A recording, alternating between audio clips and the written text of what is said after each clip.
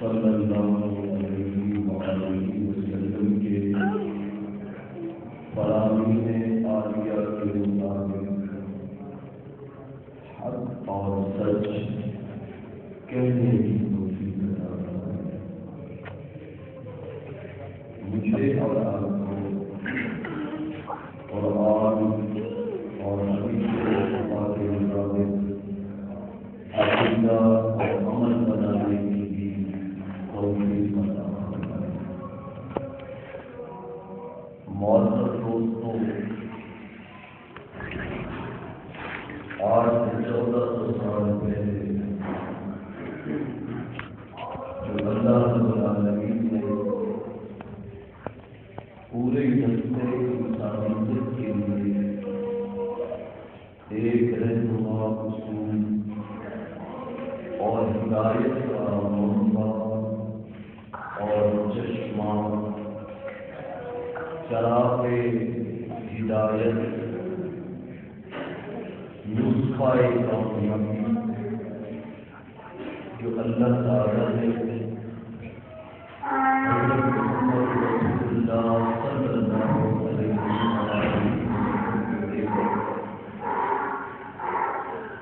تمام انسانوں کی طرف مبعوث فرمایا، آج بھی وہ کامیابی کا اصول اور ہدایت کا چشمہ اور چراغ اسی طرح ہوتا ہے۔ میرا ایمان ہے ہر چیز میں وقت گزرنے کے ساتھ ساتھ بوسیدگی کمزوری آ سکتی ہے، لیکن اللہ کی کتاب قرآن مقدس جس طرح پہلے دن نزول کے وقت اس کے فرامین اور اس کے احکام تازہ تھے، وہ آج بھی اسی طرح معطر منور اور فرماتا ہے۔ اس میں کوئی فرق نہیں۔ 1400 سال گزرنے کے باوجود بھی جس طرح کل یہ کتاب ہدایت کے لیے کافی تھی، آج بھی اسی طرح کی کتاب مجھے اور آپ کو جنت کا راستہ دکھانے کے لیے، اللہ کی پہچان کرانے کے لیے، امام الانبیاء خاتم النبیین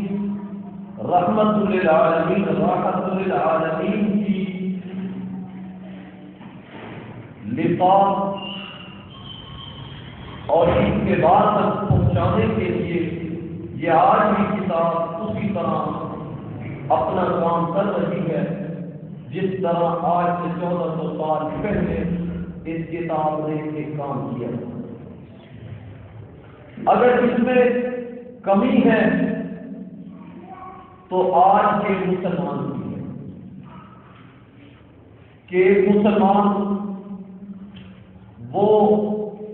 مسلمانوں کے گھر میں پیدا ہونے کی وجہ سے اتنا مستغنی اور بے نیاز ہو جاتا ہے، قرآن کے سمجھنے سے اتنا دور چلا جاتا ہے کہ وہ یہ سمجھتا ہے کہ کیونکہ میں مسلمان کے گھر میں پیدا ہوا لہذا میں مسلمان ہوں، جنت میرے لیے ہے، اللہ کی ہر نعمت کا میں مستحق بن گیا ہوں، نبی میرا ہے، قرآن میرا ہے، کامیابی میرے لیے ہے اور میرے مقدر میں ہے، چاہے میرا عمل جنت کے استحقاق کا دار و مدار نہ بھی بنے، پھر بھی ایک مسلمان کے گھر میں پیدا ہونے والا وہ یہ تصور کیے ہوئے ہے کہ مجھے نہ نماز کی ضرورت ہے، نہ روزے کی ضرورت ہے، نہ زکات دینے کی ضرورت ہے، نہ سود سے بچنے کی ضرورت ہے، نہ بے حیائی اور بدکاری سے دور رہنے کی ضرورت ہے، نہ توحید کو اپنانے کی ضرورت ہے، نہ شرک سے بچنے کی ضرورت ہے، نہ سنت کو سینے سے لگانے کی ضرورت ہے، نہ بدعت جیسی نحوست سے بچنے کی ضرورت ہے۔ اس طرح ایک مسلمان کے گھر سے پیدا ہونے والا بچہ جوان ہوتے ہی یہ ذہن میں بٹھا لیتا ہے کہ میں جنتی ہوں اور مجھے جنت کا ٹکٹ مل چکا ہے۔ اگر میں یہ بات کہہ دوں تو یقیناً یہ بات بے جان ہوگی کہ اس کتاب مقدس کے آنے سے پہلے میرے محمد رسول اللہ صلی اللہ علیہ وسلم کی بعثت سے پہلے مختلف گروہ اور مختلف جماعتیں اس وقت بھی موجود تھی۔ ہر جماعت کا یہ تصور تھا کہ جی میں جنتی ہوں، ہم سیدھے جنت میں جائیں گے۔ یہودیوں کی جماعت اس کا بھی یہی تصور، عیسائیوں کا بھی یہی ذہن، مشرکین مکہ کا بھی یہی عقیدہ، صابئین کا بھی یہی نظریہ۔ بلکہ میرا قرآن تو یہ کہتا ہے مجھے اس دور کا نقشہ کھینچتے ہوئے فرمایا کل حزب بما لدیہم فرحون، کل حزب، ہر جماعت، ہر گروہ، ہر فرقہ،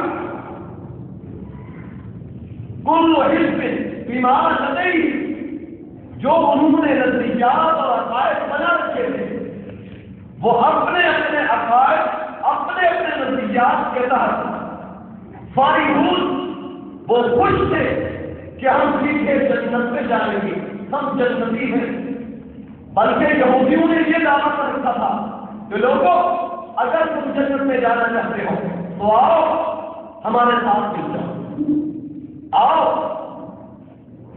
ہمارے ساتھ مل جاؤ، ہمارے ساتھ چلو، ہم جنت میں جا رہے ہیں۔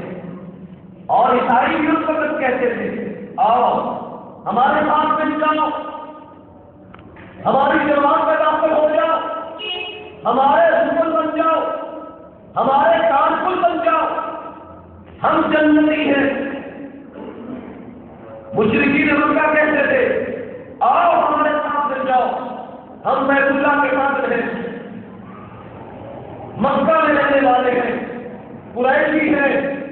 ابراہیم کی اولاد سے ہمارا تعلق ہے، اسماعیل کی نسل سے ہے، اعلیٰ اور اونچے نسب والے لوگ ہیں ہم، ہمارے ساتھ مل جاؤ، جنت میں چلے جاؤ گے۔ جسے میرا قرآن اس انداز میں بیان کرتا ہے قالوا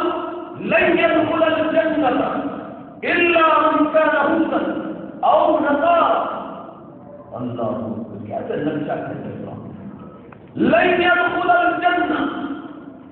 ہر کس کوئی آدمی جنت میں داخل نہیں ہو سکتا الا من كان هودا، مگر جنت میں وہ جائے گا جو یہودی ہوگا۔ یہودیوں کی بات جنت میں صرف یہودی جائیں گے، عیسائیوں کی بات جنت میں صرف عیسائی جائیں گے، اور نصارا، لیکن میرے رب نے اعلان کیا دل کا امانیوں، دل کا امانیوں، یہ صرف ان کے اپنے خیالات سے واقعہ ہے، یہ صرف ان کے خیالات سے وابستہ ہے، بے بنیاد خیالات ہے، دل کا امانیوں۔ قل ہاتھوں برہانکم، اے میرے پیارے پیغمبر آپ ذرا ان کو چیلنج کر کے کہیں ہاتھوں برہانکم ان کنتم صادقین، ارے یہودیوں تمہارا یہ دعویٰ کہ جنت میں صرف یہودی جائیں گے، عیسائیوں تمہارا یہ دعویٰ کہ جنت میں صرف عیسائی جائیں گے، ہاتھوں برہانکم، کوئی دلیل تو لاؤ، یہ کہاں لکھا ہوا ہے؟ تورات تمہارے پاس موجود ہے، ذرا تورات لاؤ، دکھاؤ تورات میں لکھا ہو کہ جنت میں صرف یہودی جائیں گے۔ عیسائیوں تمہارے ہاتھوں میں انجیل موجود ہے،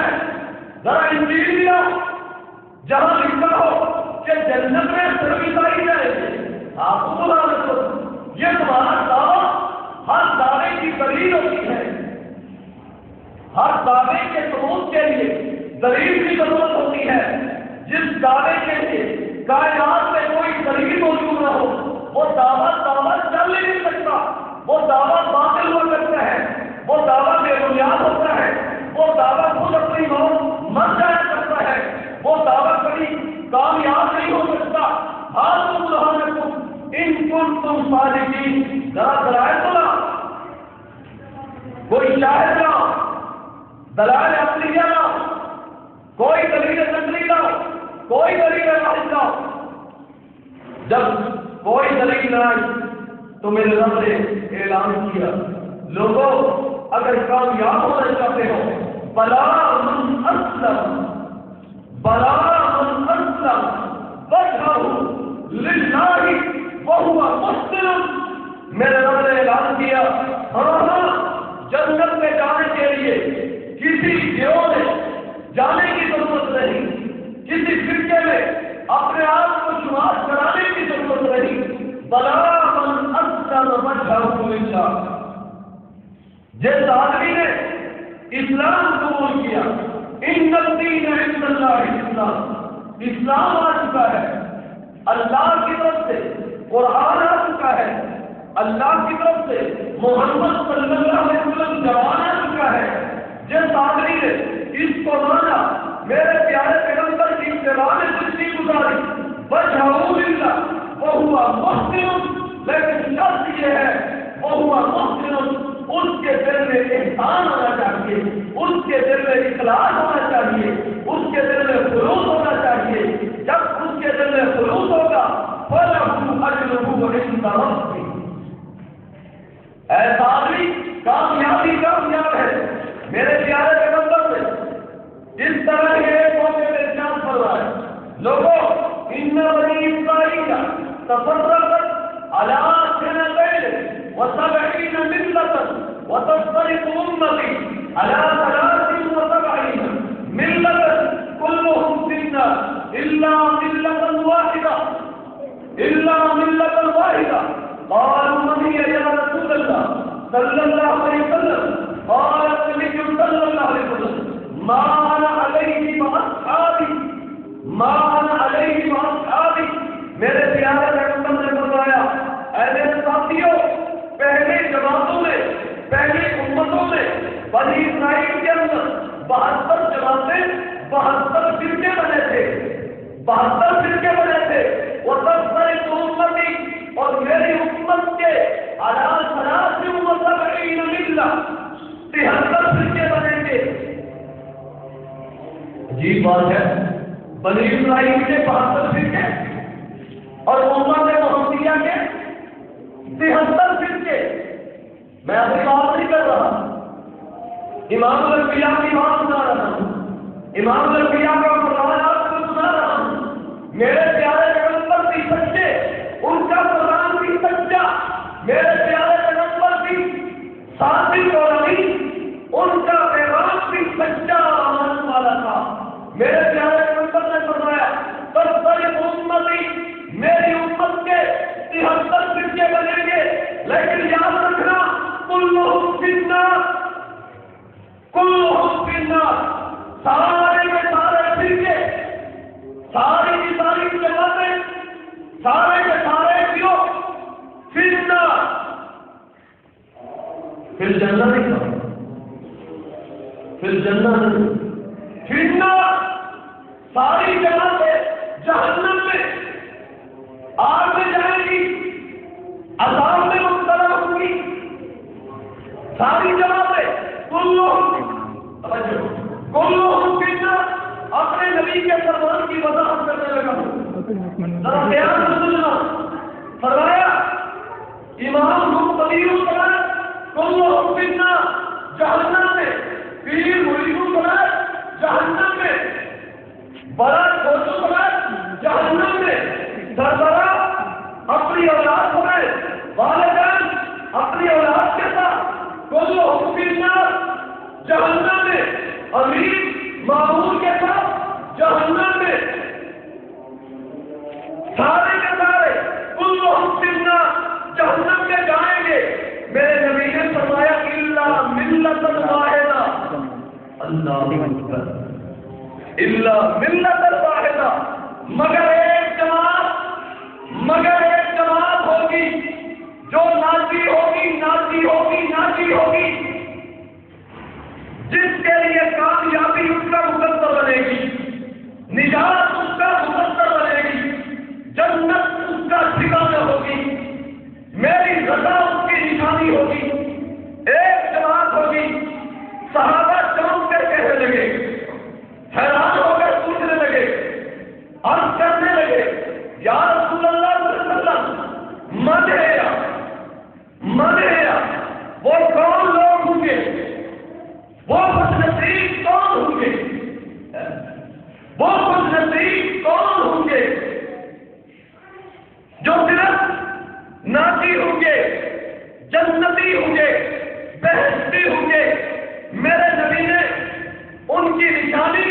ان کی علامت بتاتے ہوئے فرمایا، ما انا علیہ واصحابی، ما انا علیہ واصحابی، یاد کر لو، اس بات کو سکھا لو، ما انا علیہ واصحابی، ما انا علیہ واصحابی، ما انا علیہ واصحابی۔ ہاں ان لوگوں کی اگر نشانی دیکھنا چاہتے ہو، ان لوگوں کی اگر علامت معلوم کرنا چاہتے ہو، تو ان کی علامت اور ان کی پہچان یہ ہے کہ ان کا نصف العین، ان کی زندگی کا طرز، ان کا اخلاق، ان کی سیرت، ان کا کردار، ان کی گفتار، ان کے اعمال، ان کے افعال، ان کا عقیدہ، ان کی طرز زندگی، ان کی خوشی، ان کی غمی، ان کے لیل و نہار، ان کے صبح و مساء، ان کے ایام، ان کے سال، ان کی خوشی غمی، رات دن کا ایک ایک لمحہ ان کا وہ ہوگا، ما انا علیہ واصحابی، جو آج میرا زندگی کا ایام، میری زندگی کے لمحات گزر رہے ہیں اور میرے صحابہ کے ایام گزر رہے ہیں۔ ان کی زندگی میرے طریقے کے مطابق ہوگی، ان کا عقیدہ میرے عقیدے کے مطابق ہوگا، ان کا عمل میرے صحابہ کے عمل کے مطابق ہوگا۔ ما انا علیہ واصحابی، وہ کامیاب ہوگی، یہ جنتی ہوں گے، یہ جنت میں جانے والے ہوں گے۔ تو آؤ، میرے نبی کا عقیدہ کیا تھا، میرے صحابہ کا عقیدہ کیا تھا، میرے نبی کا عمل کیا تھا، میرے صحابہ کا عمل کیا تھا۔ ایک صحابی تھے، اما عائشہ صدیقہ، سب کہہ دو رضی اللہ تعالیٰ عنہ، ان سے پوچھنے لگا کہ اے میری ماں، آپ مجھے یہ بتائیں کہ میرے نبی کا اخلاق کیا تھا، میرے نبی کا اخلاق کیا تھا۔ تو میری اور تمہاری ماں ام المومنین عائشہ صدیقہ کائنات، عفیفہ کائنات، طیبہ طاہرہ رضی اللہ تعالیٰ عنہ فرمانے لگی، اے دوست، تم نے قرآن نہیں پڑھا، وَإِنَّكَ لَعَلَىٰ خُلُقٍ عَظِيمٍ، کیا تم نے قرآن نہیں پڑھا؟ میرے نبی کو اگر دیکھنا چاہتے ہو، اما عائشہ نے فرمایا، میرے شوہر کو اگر دیکھنا چاہتے ہو، ان کی زندگی کو دیکھنا چاہتے ہو، اللہ الحمد سے لے کر والناس تک پورا قرآن پڑھتے چلے جاؤ، جہاں قرآن نفی کرے وہاں میرا پیغمبر بھی نفی کر دیتا تھا، جہاں قرآن اثبات کرتا ہے میرا پیغمبر وہاں اثبات کرتا تھا۔ قرآن کہتا چلا جائے گا، میرا نبی عمل کرنے والا نظر آئے گا۔ قرآن علم ہے، میرا پیغمبر عمل ہے، میرا پیغمبر عمل ہے۔ قرآن میں جو کچھ پڑھتے چلے جاؤ گے، یہی میرا پیغمبر ہے، یہی میرا نبی ہے۔ تو آج بھی میں یہی کہنا چاہتا ہوں کہ اگر کامیابی موجود ہے میرے دوستوں، ہر ایک اپنی طرف پھینکنے والا، وہ 73 فرقے اس وقت بھی موجود ہے، اس وقت بھی 73 فرقے موجود ہیں، ہر ایک اپنی طرف پھینکنے والا ہے کہ ہم جنتی ہیں، ہم جنتی ہیں۔ میں کہتا ہوں، بالکل بڑے طرف پھینکو، بعض الحمدللہ جمیعا، بعض لا تفرقوا، یاد رکھو واعتصموا بحبل اللہ جميعا، یہ اللہ کی رسی، قرآن والی رسی جو آسمان سے اتری زمین کے اوپر پہنچی، یہ وہ رسی ہے جس کا ایک پہلو اور ایک طرف ایک کنارہ آسمان تک ہے، دوسرا کنارہ زمین تک ہے۔ جس نے رسی کو مضبوطی سے پکڑ لیا، کائنات تو ختم ہو سکتی ہے، زمین تو پھٹ سکتی ہے، آسمان تو ٹوٹ سکتا ہے، پہاڑ تو اپنی جگہ بدل سکتے ہیں، دریا تو اپنا رخ بدل سکتے ہیں، لیکن رستے کائنات کی قسم کر کے کہتا ہوں کوئی انسان کبھی گمراہ نہیں ہو سکتا۔ تو آپ ذرا قرآن کو سنتے کہ قرآن کیا کہتا ہے۔ قرآن کے 30 پارے ہیں،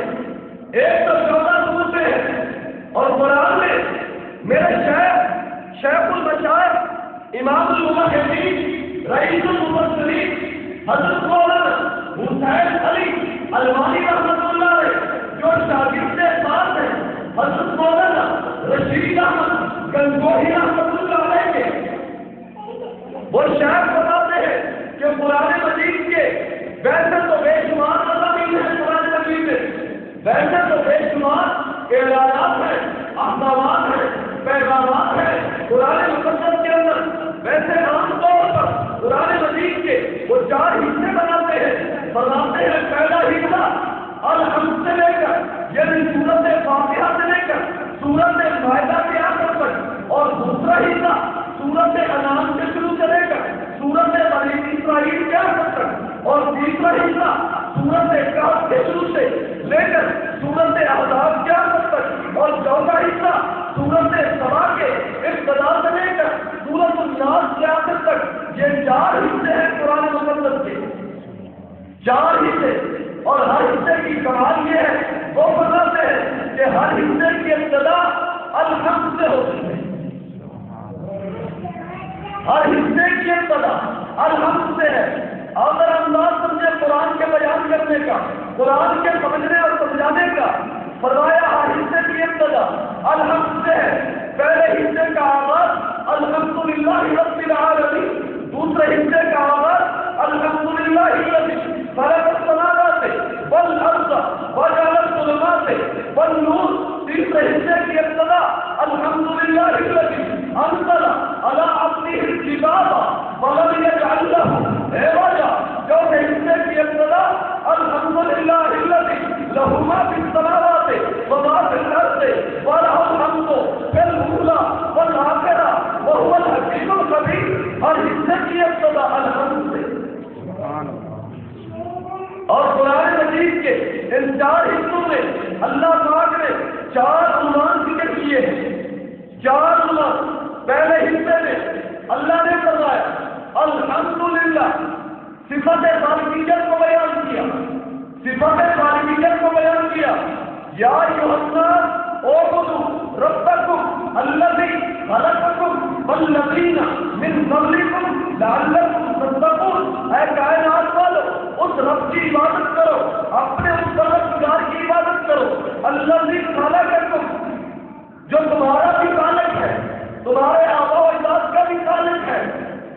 وہ ذات جس نے تمہیں عدم سے وجود میں لایا، اس ذات کی عبادت کرو۔ الذی خلقکم جو تمہارا خالق ہے، ساری کائنات کا خالق ہے۔ دوسرے حصے میں میرے سامنے صفت ربوبیت کو بیان کیا، یعنی جب ساری کائنات کا خالق اللہ ہے تو پھر ساری کائنات کا پالنہار بھی اللہ ہے، ساری کائنات کا مشکل کشا بھی اللہ ہے، ساری کائنات کا حاجت روا بھی اللہ ہے، ہر ایک کی ضرورت کو مہیا کرنے والا بھی اللہ ہے، ہر ایک کی پکار کو سننے والا بھی اللہ ہے، ہر ایک کے نقصان کو دور کرنے والا بھی اللہ ہے، ہر ایک کی بات کو سننے والا بھی اللہ ہے، مجیب الدعوات بھی وہی ہے، مشکل کشا بھی وہی ہے، حاجت روا بھی وہی ہے، عالم الغیب بھی وہی ہے۔ آپ سب قرآن مجید کا تیسرا حصہ اٹھائیں، اس کا مطالعہ کریں تو اللہ رب العالمین نے تیسرے حصے میں بیان فرمایا، لوگوں ساری کائنات کا مالک بھی صرف اللہ ہے۔ خالق پہلے حصے میں فرمایا، خالق صرف اللہ دوسرے حصے میں فرمایا ساری کائنات کا رب بھی صرف اللہ، تیسرے حصے میں فرمایا جب رب بھی اللہ ہے تو مالک بھی صرف ہو۔ یہ تیسرے حصے کا عنوان ہے۔ اور چوتھے حصے میں اللہ نے فرمایا کہ لوگوں جب خالق بھی اللہ، رب بھی اللہ، مالک بھی اللہ اور کوئی نہیں، تو فرمایا پھر 14 سبق کی کائنات میں، چوتھے حصے کا عنوان 14 سبق کی کائنات میں کوئی ایسی ہستی موجود نہیں، کوئی ایسی ذات موجود نہیں، کوئی ایسی شخصیت موجود نہیں، نہ انسانوں میں، نہ جنوں میں، نہ فرشتوں میں،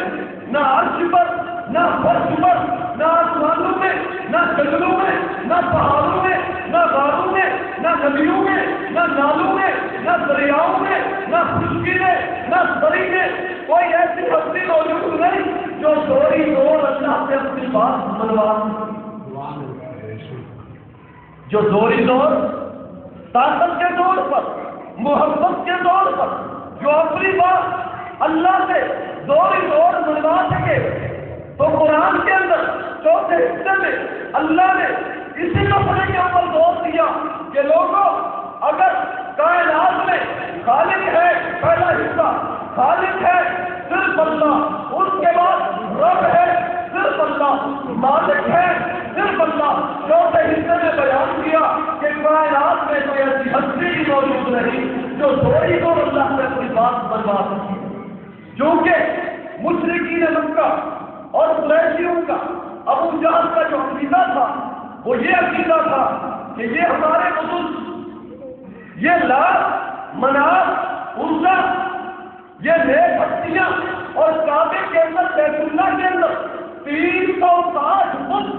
بنا کے رکھے ہوئے تھے، بزرگوں کے، ولیوں کے، پیروں کے، فقیروں کے، نیک لوگوں کے، اور ان کی پوجا کی جاتی تھی، ان کے نام کے سجدے، ان کے نام کی نظریں، نیازیں، طواف، قیام، رکوع، عبادت، یہ سب کچھ ان کے نام کا ہوتا تھا۔ جب کوئی پوچھنے والا پوچھتا کہ کیوں ان کی عبادت کرتے ہو، کیوں ان کے سجدے کرتے ہو، تو جواب ملتا ہؤلاء شفعاؤنا عند اللہ،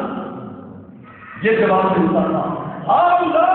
شفعاؤنا عند اللہ۔ ابو جہل کہتا تھا وہ کیوں ہمیں روکتے ہو ان کے نام کی نظر نیاز دینے سے، کیوں ہمیں روکتے ہو ان کے سجدے کرنے سے، کیوں ہمیں روکتے ہو ان کے نام کے بکرے چھترے سوا کرنے سے، کیا ہو گیا ہے تمہیں ما نعبدہم الا لیقربونا الی اللہ زلفیٰ، کہ ہم عبادت ان کی بات اس وجہ سے کرتے ہیں کہ یہ لوگ ہمیں اللہ کے قریب کر دیتے ہیں، یہ پہنچے ہوئے لوگ ہیں، یہ بڑے نیک لوگ ہیں، یہ بڑے اولیاء اللہ ہیں، ہم ان کے سجدے کرتے ہیں، ہم ان کی نظر و نیاز دیتے ہیں کہ ہمیں اللہ کے قریب کر دیتے ہیں، اللہ ہماری سنتا نہیں اور ان کی بولتا نہیں۔ یہ بات اللہ ہماری سنتا نہیں اور ان کی مولتا نہیں۔ ہم گناہگار، ہم نالائق، ہم فاسق و فاجر، ہم سیاکار، ہم بدکار، اور یہ نیک ہستیاں ہیں، یہ نیک لوگ ہیں، ہم ان کو خوش کرتے ہیں، یہ اللہ کو ہماری جانب سے خوش کر دیتے ہیں اور ہمارے کام اللہ سے کرا دیتے ہیں۔ تو رب نے اعلان کیا لوگوں آؤ سنو، یہ ایک سفارش کا نظریہ تھا جسے قرآن کی اصطلاح میں کہتے ہیں شفاعت قہریہ، شفاعت قہریہ، یعنی دوری دور اللہ سے اپنی بات منوا لینا۔ تو قرآن کے اندر ایک شفاعت کا یہ نظریہ ہے اور ایک اور نظریہ بھی ہے شفاعت کا،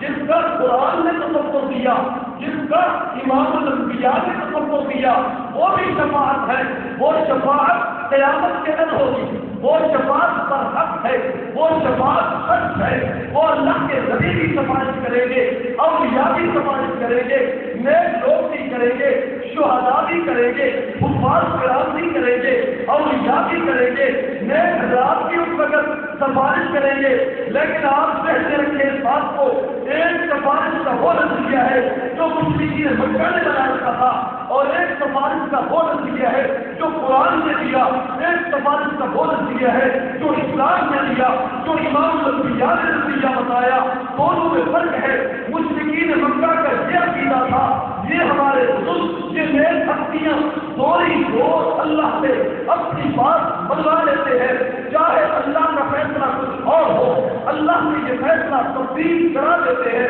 یہ اپنی بات منوا لیتے ہیں۔ اسی بات کی تبدیل میں میرے رب نے حضرت نوح علیہ السلام کا واقعہ مستقل طور پر 12ویں پارے کے اندر باقی مقامات پر مختلف مقامات پر ذکر فرمایا۔ اللہ نے فرمایا لوگوں دیکھتے نہیں ہو میرا پیغمبر ہے، میرا بندہ ہے، میرا ولی ہے، میرا برگزیدہ ہے، 950 سال اس نے میری توحید سکھا کر مارے کھائی، تبلیغ کی، دعوت کی، آخر میں وہ کہتا ہے رب انی دعوت قومی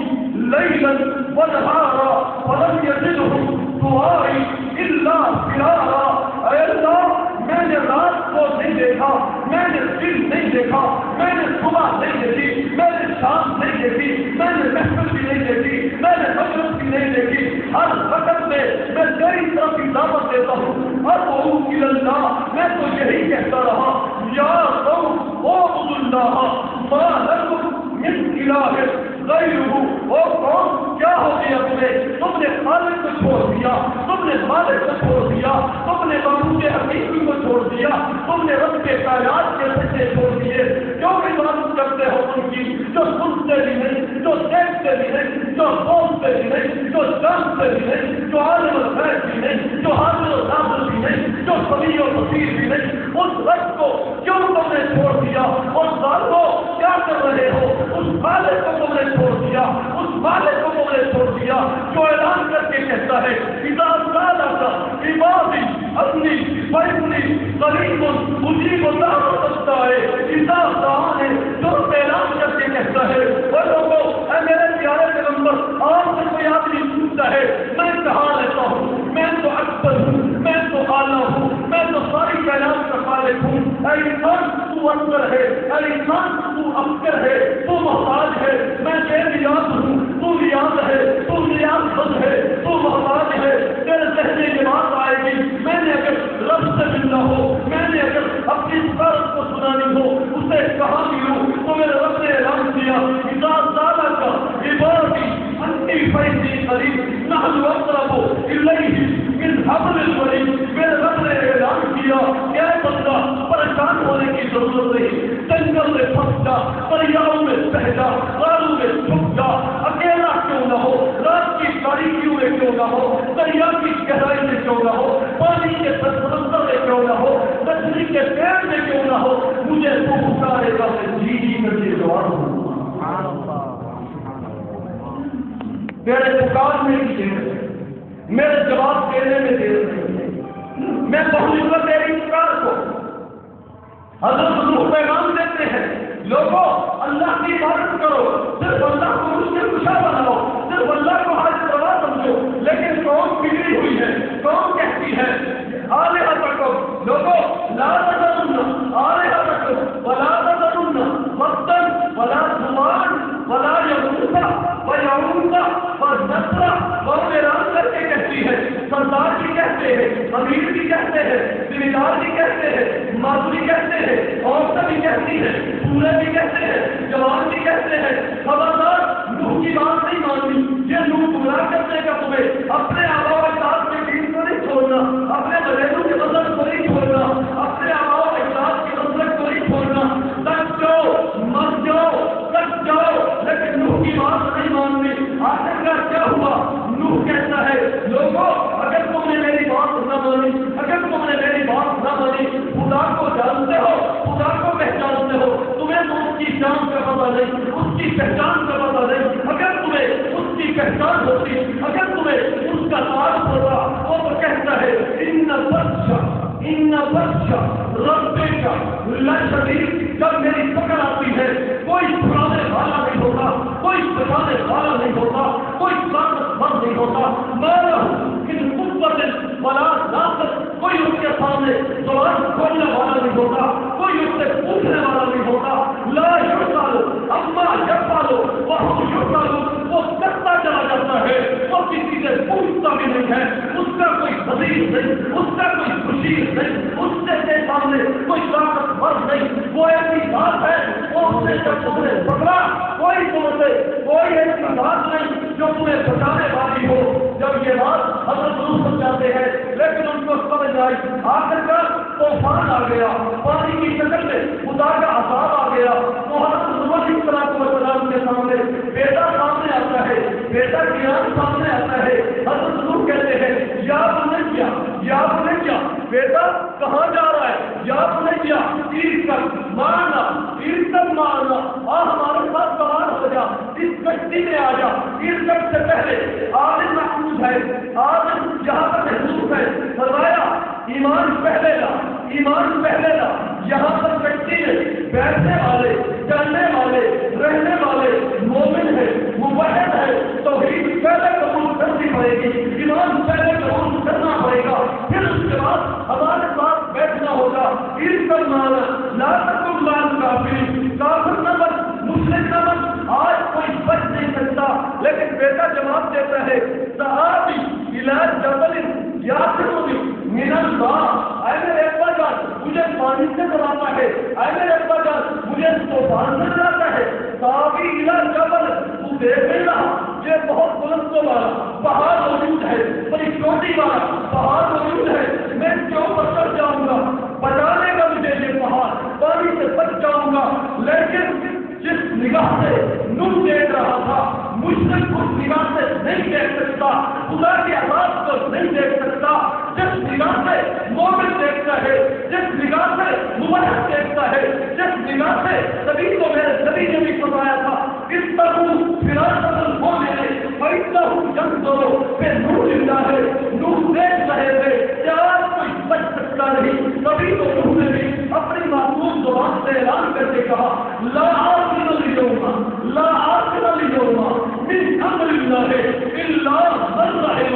وحال بینہما الموج۔ تبھی تو نوح نے اپنی معصوم زبان سے، محفوظ زبان سے، پاک زبان سے، مقدس زبان سے اعلان کر کے کہا بیٹا کیا سمجھ رہا ہے تو؟ بیٹا تیری نگاہ کہاں ہے؟ لا عاصم اليوم، آج کائنات میں، آج کائنات میں کوئی نبی نہیں ہے، کوئی ولی نہیں ہے، کوئی پیر نہیں ہے، کوئی پیغمبر نہیں ہے، کوئی انسان نہیں ہے، کوئی جن نہیں ہے، کوئی فرشتہ نہیں ہے، کوئی شجر نہیں، کوئی عجب نہیں جو رب کے فضل سے آپ سے بچا سکے۔ لا عاصم من امر اللہ الا من رحم، الا من رحم، بچے گا وہی جس کے اوپر اللہ کی رحمت آئے گی، اور اللہ کی رحمت اسی پہ آئے گی جس کے دل میں ایمان ہوگا۔ وحال بینہما الموج، یہی گفتگو ہو رہی ہے، ایک طرف باپ ہے، دوسری طرف بیٹا ہے، ایک طرف باپ ہے، دوسری طرف بیٹا ہے۔ قرآن کہتا ہے نتیجہ خریدتے ہوئے وحال بینہما الموج، درمیان میں پانی کی موج آ گئی، لہر آئی، فکان من المغرقین، نوح دیکھتا رہ گیا، بیٹا آنکھوں کے سامنے ہی بن گیا۔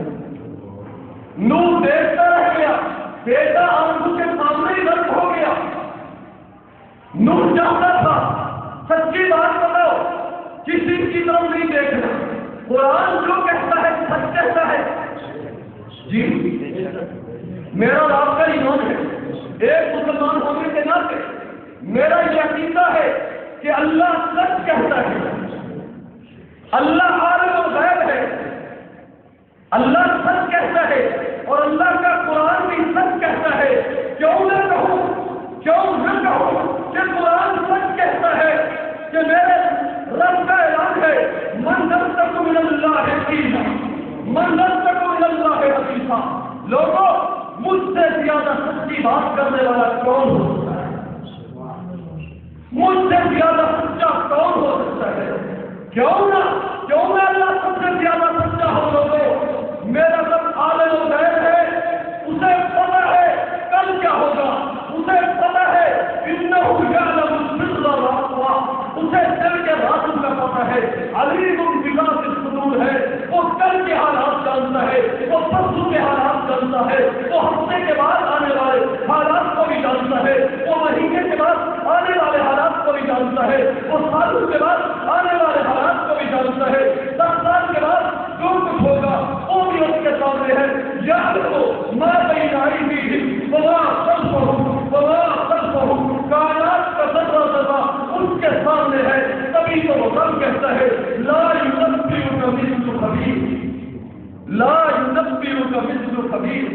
کیا ہے بندہ تو میری بات نہیں مان رہا، تو میری طرف توجہ نہیں کر رہا، لا علم بھی ہوگا مثل کبھی، لیکن یاد رکھنا جو خبر میں دیتا ہوں میری طرح کی خبر تجھے کوئی بھی نہ دے گا، جو بات میں بتاتا ہوں میری طرح کی بات تجھے کوئی بھی نہ بتائے گا، جو قانون میں کہتا ہوں، جو قصہ میں بیان کرتا ہوں، ہر ایک قصہ بیان کرنے والا اس میں غلطی کا امکان ہو سکتا ہے، اس میں جھوٹ کا امکان ہو سکتا ہے، احتمال ہو سکتا ہے، لیکن اللہ کی کلام وہ کلام ہے لا یأتیہ الباطل من بین یدیہ ولا من خلفہ تنزیل من حکیم حمید۔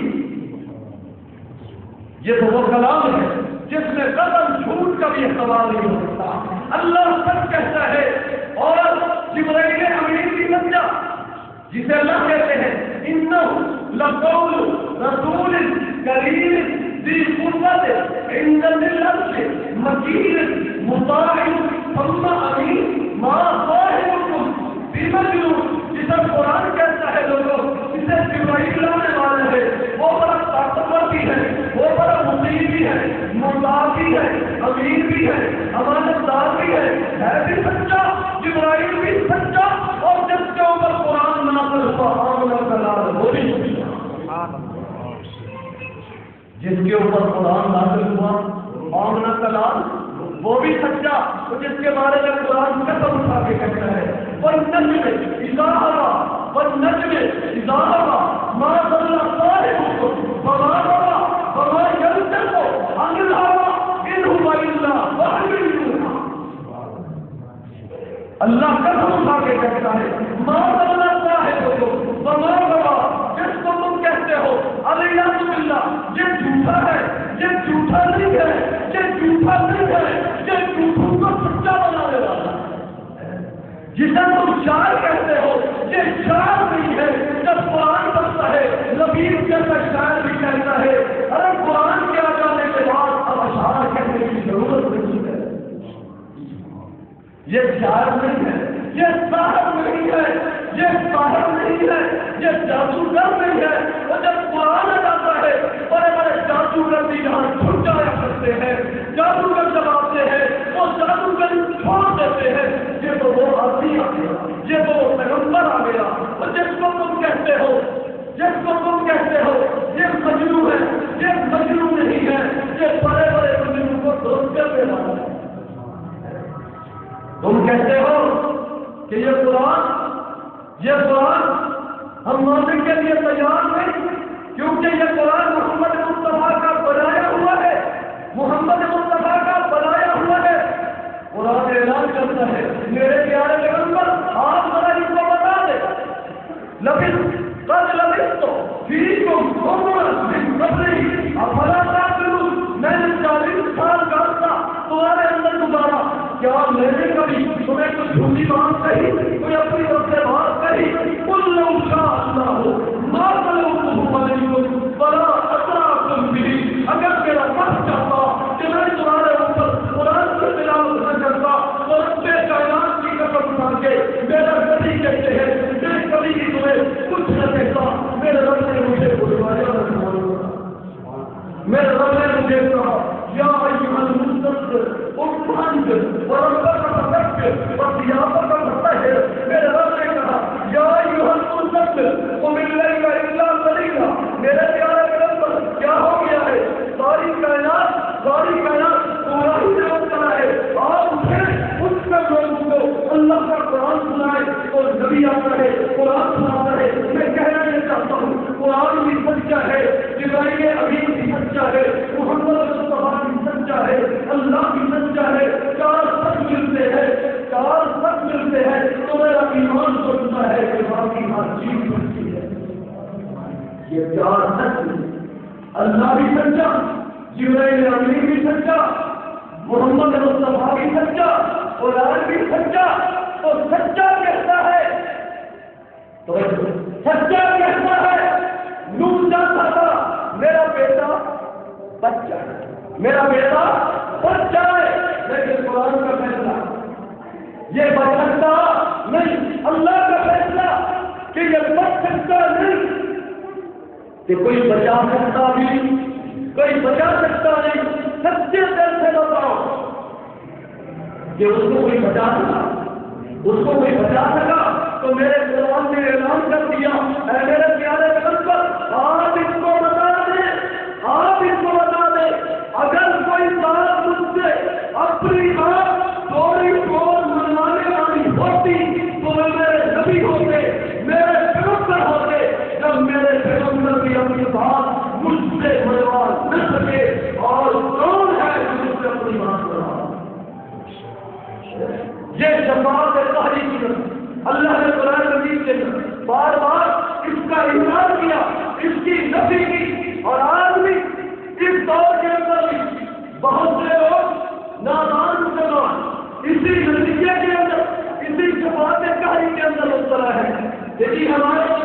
سب کچھ کرنے والے ہیں، یہ سب کچھ کرنے والے ہیں۔ ایک کتاب ہے کشف النور، میں آپ کو حوالہ دیتا ہوں، کتاب کشف النور صفحہ 125، اس کے اوپر ایک آدمی واقعہ لکھتا ہے اپنے پیر کا،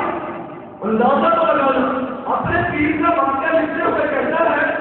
کہ میرے پیر جا رہے تھے، ایک مرتبہ دریا کے اوپر سے تیرنے لگے، دریا کو پار کرنے لگے، تو پیر اپنے مریدوں کو کہتے ہیں خبردار جب تم نے دریا سے آگے جانا ہے تو پتہ ہے کیا کہنا ہے، یا اللہ مدد نہیں کہنا، میرا نام لے کے کہنا ہے، یا پیر یا پیر یا خدا یا خدا میری مدد کرنا، میری مدد کرنا۔ خبردار اگر تم نے میرا گھر چھوڑ دیا، اگر تم نے میری دکان چھوڑ دی تو ڈوب جاؤ گے، مر جاؤ گے، کوئی بچانے والا تمہیں نہیں ہوگا۔ مرید جا رہے ہیں، پیر آگے آگے تیرتا جا رہا ہے، مرید پیچھے پیچھے جا رہے ہیں، اور اپنے پیر کا نام پکار کے کہتے ہیں یا پیر یا خدا یا شیخ یا شیخ۔ اتنے میں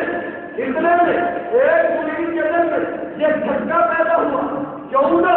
میں اللہ کا نام پکاروں اور یا اللہ مدد کروں، تو جو بھی ہم نے یا اللہ مدد کہا فوراً ہی ڈوب گیا، فوراً ہی ڈوب گیا۔ تو پیر نے جب دیکھا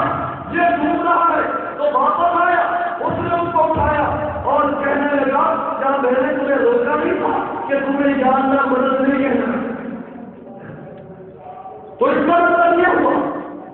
یہ ہمارا طرف ہو، کوئی آدمی مجھ سے پوچھ سکتا ہے کہ حوالہ اس کا صحیح، کتاب میرے پاس، مطالعہ کوئی کرے، میں سے سکھانے کے لیے تیار ہوں، تو آج اندازہ لگائے کہ اگر ساری کائنات کا جو رب ہے، خالق ہے،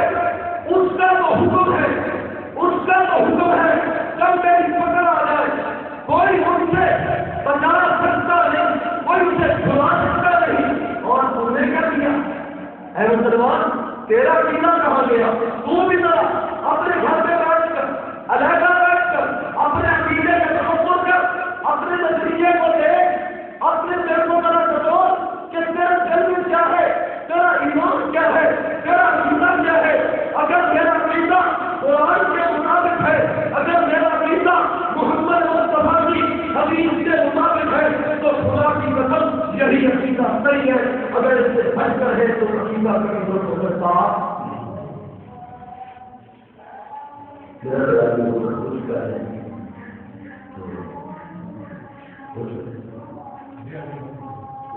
جو صورت میں نے آپ کے سامنے تلاوت کی تھی، ابھی بات ترغیب میں گئی تو پھر کبھی موقع ملا تو انشاءاللہ کسی صورت کا ترجمہ اور اس کا مطلب بیان کروں گا۔ ترجمہ آپ سن لیں، والعصر ان الانسان لفی خسر، اللہ فرماتے ہیں والعصر، مزید وضاحت کبھی فرمایا والعصر، کائنات کا رب کہتا ہے مجھے زمانے کی قسم ہے، مجھے اصل کے وقت کی قسم ہے، ان الانسان لفی خسر۔ اللہ تم قسمیں کیوں اٹھاتا ہے بار بار؟ اللہ تو قسمیں کیوں اٹھاتا ہے؟ ایک سوال ہے، اللہ میری محبت سچی، تجھے قدم اٹھانے کی کیا ضرورت ہے؟ تو قرآن کا ایک انداز بتاتا ہے مجھے، قرآن کا ایک انداز مجھے اس کا جواب بھی دیتا ہے۔ قرآن کہتا ہے انسان تو جب سے دنیا میں آیا نا، دنیا میں آنے سے پہلے عالم ارواح کے اندر اس وقت تو جب میں نے تجھے کہا تھا الگ تو میرا پیوں، تو نے فوراً کہہ دیا تھا بلا، تو نے فوراً کہہ دیا تھا بلا، تیرا بہت گہرا تعلق تھا میرے ساتھ۔ جب دنیا میں آیا، جب دنیا میں آیا، قوت روحانیت کے اوپر قوت جسمانیت کا غلبہ ہوا، جسم کا غلبہ ہوا، خواہشات کا غلبہ ہوا، زوجین الناس حب الشہوات من النساء والبنین والقناطیر المقنطرة من الذهب والفضة والخيل المسومة والأنعام والحرث، ہر طرف سے چکر، شیطان کا بھی چکر، شیطان کا بھی مطلب پڑے انما اولادکم واولادکم فتنہ، مال کا بھی چکر، اولاد کا بھی چکر، ہر طرف سے محبتیں، ہر طرف سے خواہشات نے تجھے گھیر دیا، جو صرف ایک جگہ تھی، صرف اللہ وحدہ لا شریک کے ساتھ محبت کرنے کی، اس دل کے اندر غیر اللہ کی محبت آ گئی۔ اب جب میں تجھ سے خطاب کرتا ہوں، میری بات آسانی سے تیرے دل تک پہنچتی نہیں ہے، وہاں پر بہت ساری غیروں کی محبتوں نے اپنے ٹھکانے بنا رکھے ہیں، تو تبھی تجھے اپنی بات سمجھانے کے لیے قسم سے کام لینا پڑتا ہے، اور میں کہتا ہوں والعصر ان الانسان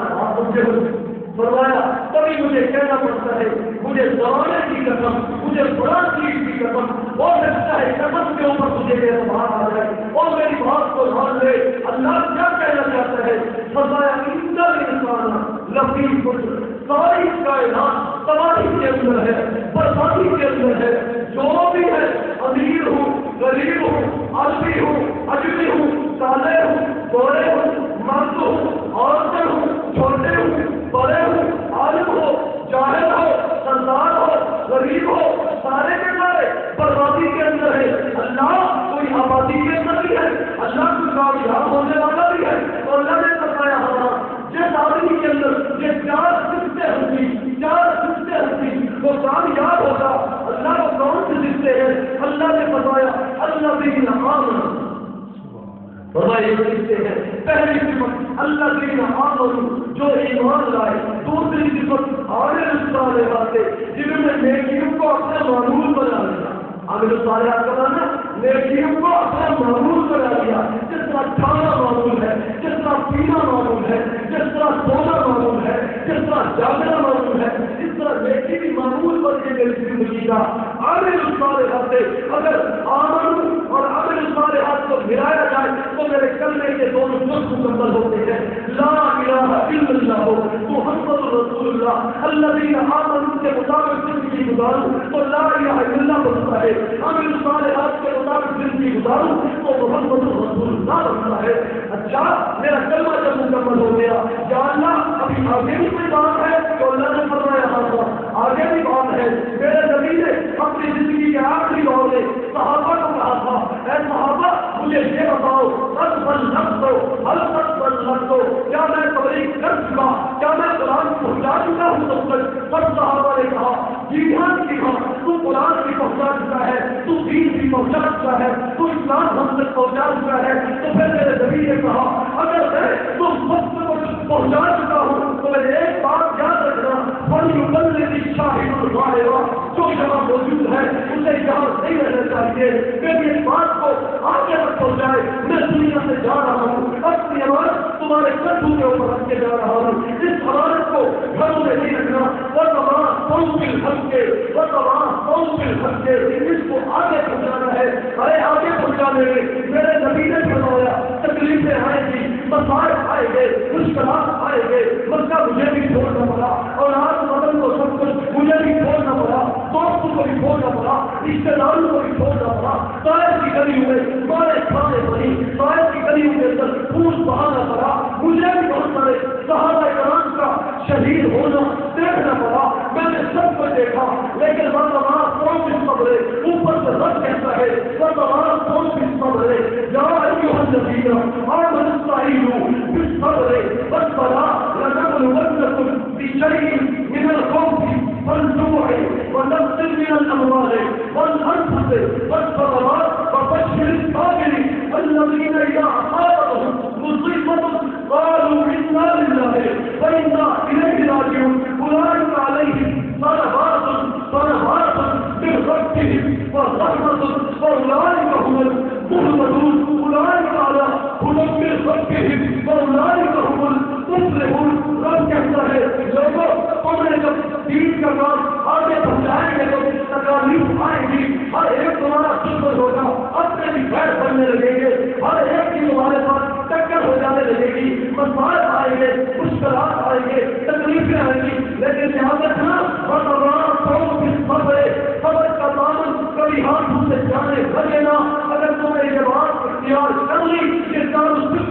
تیرے اندر آ گئی تو کائنات کا رب کہتا ہے، کائنات کا خالق کہتا ہے لوگوں کامیاب ہی کامیاب ہو، کائنات کی کوئی طاقت تمہیں گمراہ نہیں کر سکتی. اور میں بھی کہتا ہوں قرآن کا اعلان لوگوں ہر آدمی امیر ہو یا غریب ہو، خالق ہو یا اکبر ہو، مرد ہو یا عورت ہو، یہ پیغام اپنے سینے سے باندھ لے، اس قرآن کو اپنے سینے کے ساتھ لگا لے، وہ کامیابی کامیاب ہے. الا ملت واحدہ، الا ملت واحدہ.